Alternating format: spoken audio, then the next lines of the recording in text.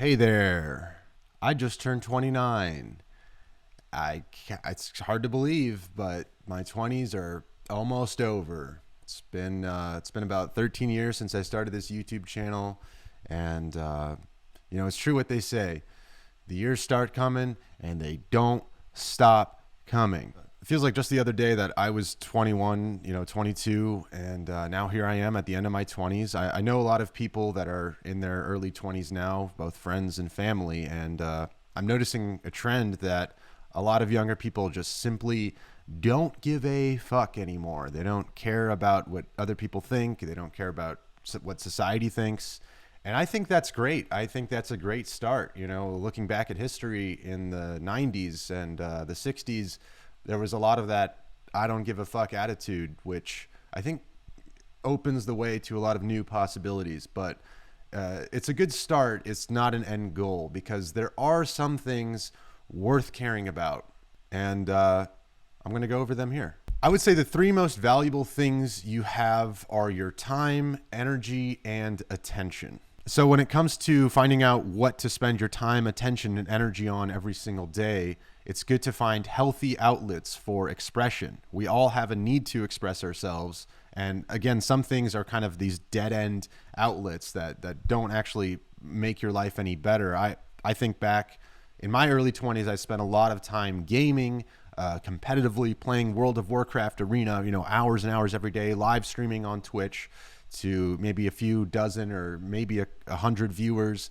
And I definitely learned some things doing that, and I don't regret it per se, but I kind of wish I spent more time learning an instrument, or going out more, or traveling, or writing, and just certain skills that I think today I still use, and throughout my life I will still use. But those games, I'm not playing those games anymore, and I don't plan on playing those games all my life. So the hundreds of hours I spent, the hundreds of days I spent playing certain games kind of were a dead end, in the sense that I think I could have chosen better outlets for expression. And so that's tied in with finding your purpose. And how do you find your purpose? Well, one thing I've learned is that you have to confront the contradictions of life, because all the most meaningful things come from paradoxes.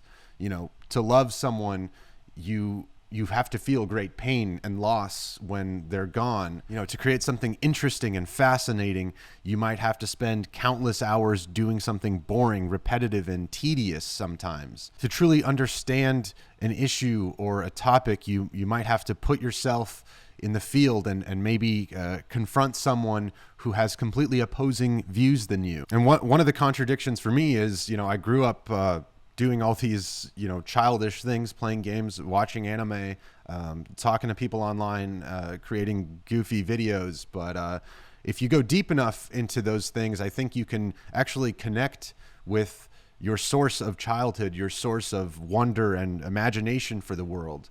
But at the same time, everyone has to grow up eventually.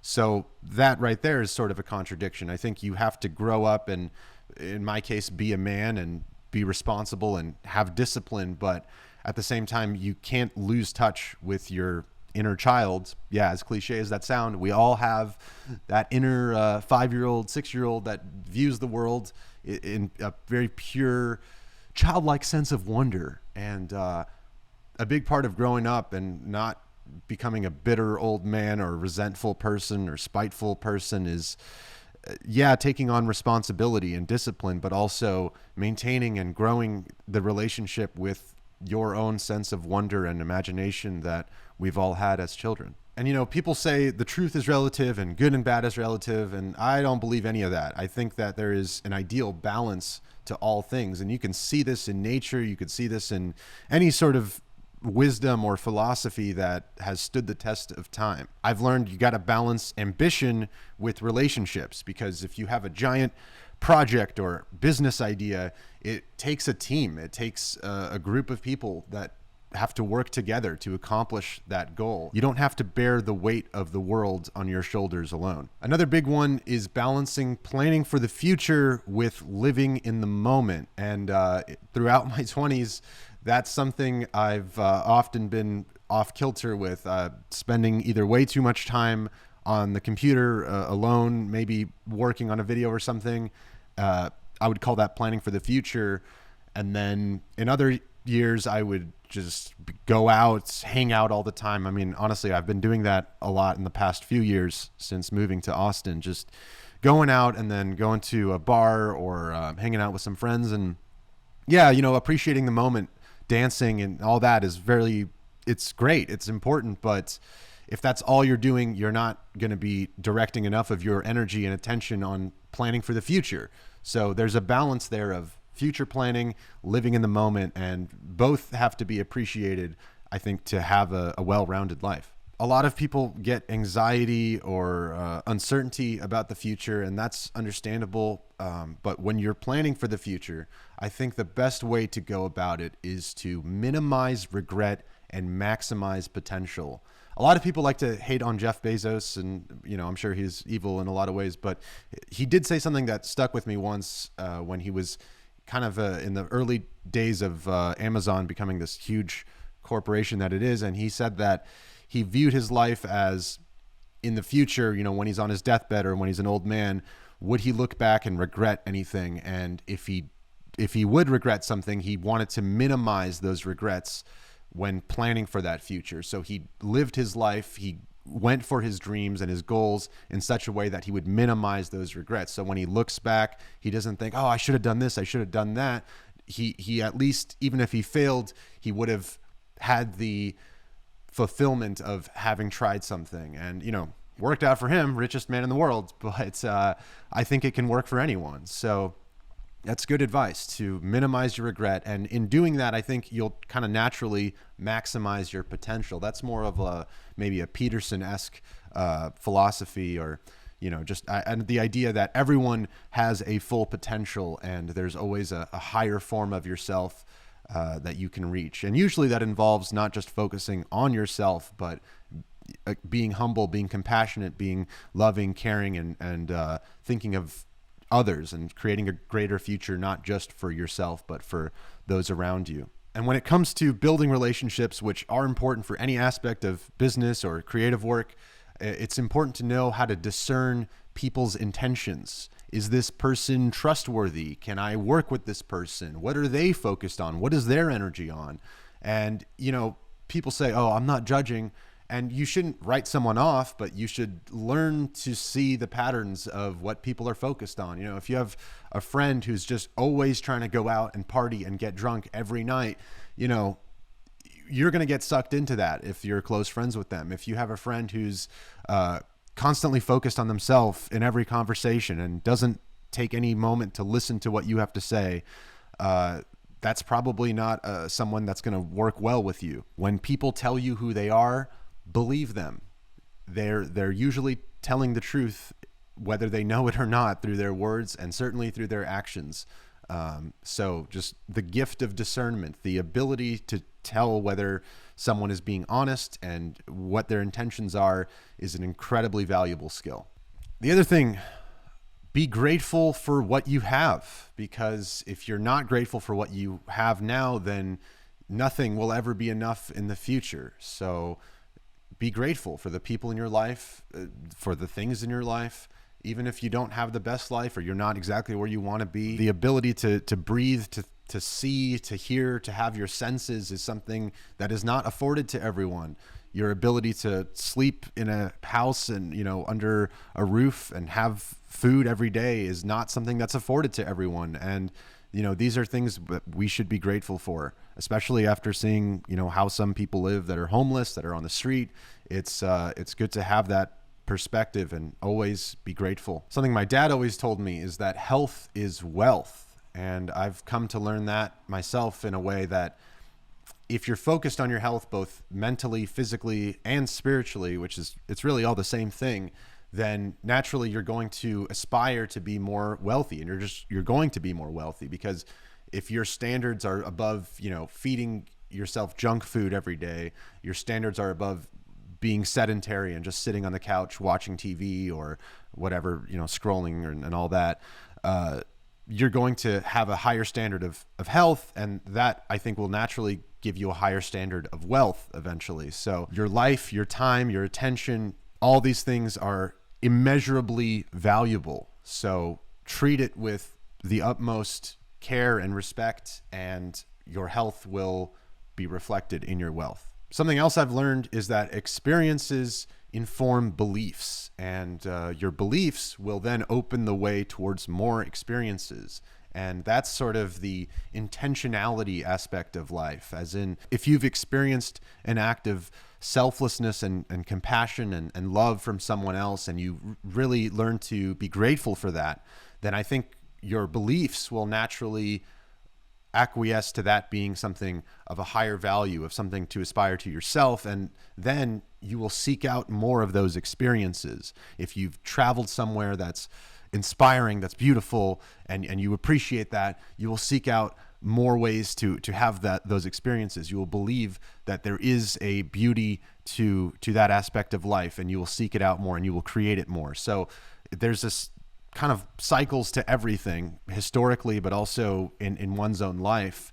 And I think the cycles can be mapped out from experiences leading to beliefs, and beliefs leading to more experiences. So if you lack belief, then throw yourself in situations where you'll experience new things, traveling somewhere, or meeting new people, or just opening your perspective to new experiences, whatever they may be, even if they're uncomfortable, especially if they're uncomfortable.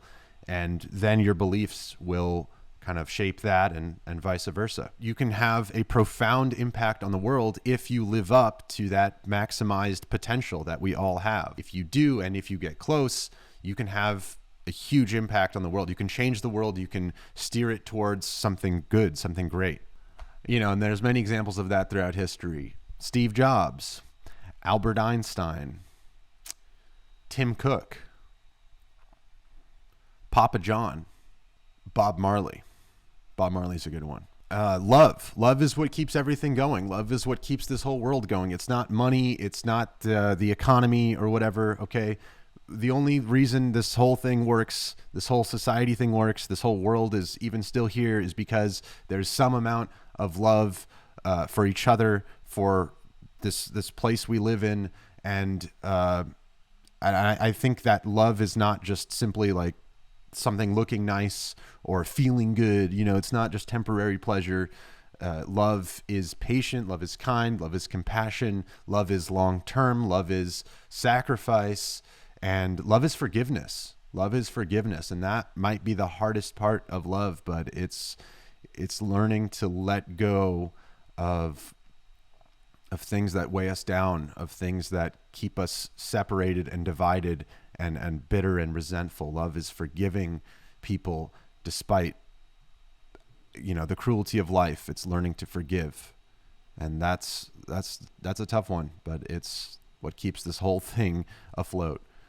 And when it comes to learning anything, I think the most important thing is to listen to people. Everyone has something to teach you. The homeless guy down the street, you don't have to become his best friend or even give him anything, but hey, maybe you stop and listen. Maybe he's completely crazy, but even through that, you can learn something. You will learn a perspective. If you understand that we're all an expression, as I believe, of God, then everyone has something to teach you. Everyone is a perspective on life, and there's a complete picture that we can see partially if you listen to people and you listen to other perspectives.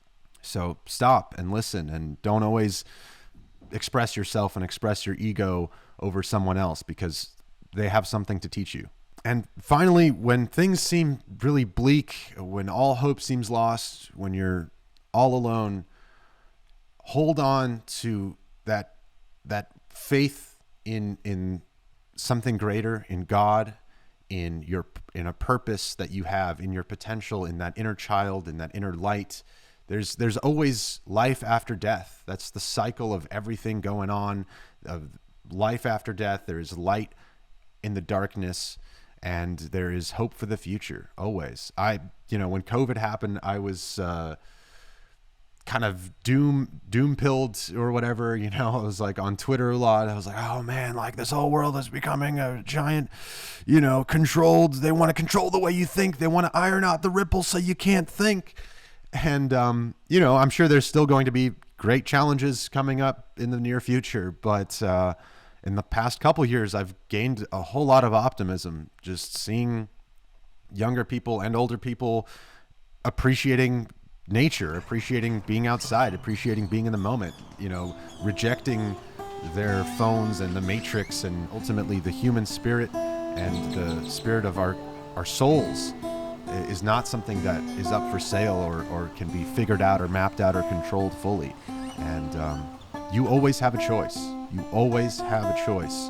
Everything is up to you, and you have a choice on how your life turns out. And I think collectively we have a choice on where humanity is going and where our future lies. And it can be the most bleak, destructive, apocalyptic, horrible fallout of destruction possible, or it can be some sort of Garden of Eden, beautiful, harmonious paradise. And I look to nature, I look to trees and how the plants work together to share resources and create this sort of beautiful harmony.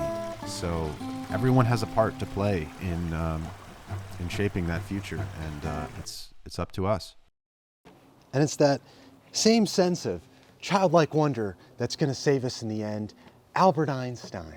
With the kids sing out the future. Maybe kids don't need the masters, waiting for the little busters. Oh yeah. With the kids sing out the future.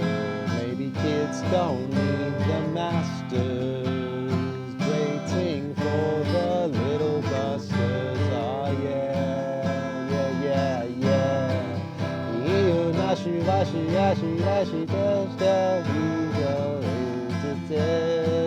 yeah.